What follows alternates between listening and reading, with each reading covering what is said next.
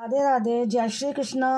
स्वागत है आप सबका मेरे YouTube चैनल सपना कवर ब्लॉग्स में। आज की इस वीडियो में मैं आपको शरद पूर्णिमा की व्रत की कथा सुनाऊंगी। व्रत कथा सुनने के लिए हम एक लोटे में जल ले लेंगे, अपने सीधे हाथ में चावल के दाने ले लेंगे।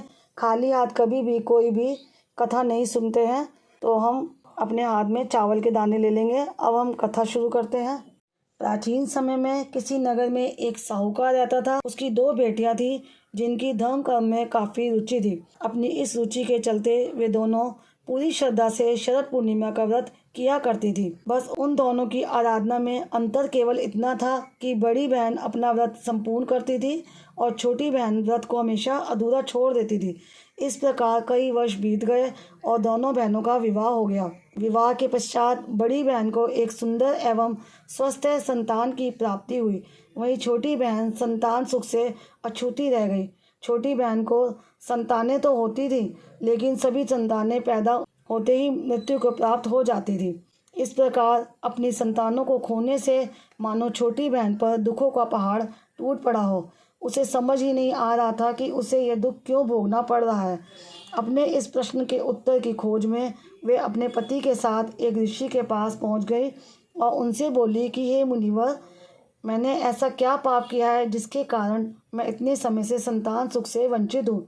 इस प्रश्न के उत्तर में ऋषि मुनि बोले, हे पुत्री, तुमने शरद पूर्णिमा का व्रत तो किया, लेकिन कभी उसे विधि विधान से पूर्ण नहीं किया और इसी के कारण तुम्हें ये कष्ट भोगने पड़ रहे हैं। इसके बाद छोटी बहन को अपनी गलती का एहसास हुआ और वह बोली, मुझसे जाने अनजाने में बहुत बड़ा पाप हो गया है। मुनीश्वर, आप कृपा कर मुझे इस भूल को सुधारने का कोई उपाय बताएं। मैं सदा इसके लिए आपकी आभारी रहूंगी। ऋषि मुनि को उस पर दया आ गई और उन्होंने छोटी बहन को विधि पूर्वक शरद पूर्णिमा का व्रत करने के लिए कहा और बताया कि इस व्रत के पुण्य फल से ही उसे अपने कष्टों से मुक्ति मिल सकती है। छोटी बहन ने आखिरकार शरद पूर्णिमा का व्रत विधि विधान से पूर्ण किया और इसके परिणाम स्वरूप उसे पुत्र रत्न की प्राप्ति हुई। लेकिन भाग्य का खेल देखिए, यह संतान भी ज़्यादा दिनों तक जीवित नहीं रह पाई। अपनी इस संतान को भी मृत देखकर छोटी बहन के पांव तले जमीन खिसक गई। लेकिन इस बार उसे लगा कि शायद बड़ी बहन के पुण्य फल उसके पुत्र के प्राण वापस लौटा दें, और ऐसा सोचकर उसने अपनी संतान को एक पटरे पर चादर से ढककर लिटा दिया और अपनी बड़ी बहन को घर पर बुला लाई। बड़ी बहन घर पर आई तो उसने अपनी दीदी से बोला कि इस पटरे पर बैठ जाओ। जैसे ही बड़ी बहन बैठने लगी, उसके पल्लू ने उस शिशु को स्पर्श किया और वह रोने लगा। उस नन्हे से शिशु को रोता देख बड़ी बहन क्रोधित हो गई और गुस्से में बोली, तुम ये मुझसे कैसा पाप करवाने जा रही थी? अगर इस बच्चे को कुछ हो जाता तो? यह सुनकर छोटी बहन बोली, अरे दीदी, यह तो पहले से ही मृत था।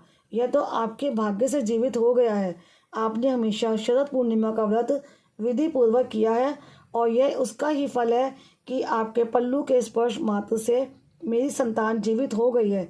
इस प्रकार छोटी बहन की संतान को नया जीवन दान मिला और जब यह खबर नगर के राजा को मिली तो उसने पूरे नगर में ढिंडोरा पिटवा दिया और सबको इस पावन व्रत को करने की सलाह भी दी। तब से लोगों की श्रद्धा इस व्रत में बहुत ज़्यादा बढ़ गई और भक्त अपने भाग्य जागृत करने के लिए ये व्रत पूरी श्रद्धा से करते हैं। इस व्रत कथा को सुनना मात्र ही बेहद भाग्यशाली माना जाता है।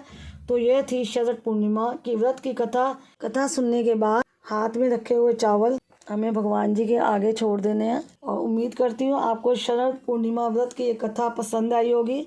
और वीडियो अगर अच्छी लगी है तो वीडियो को लाइक और शेयर करें, चैनल को भी सब्सक्राइब ज़रूर करें।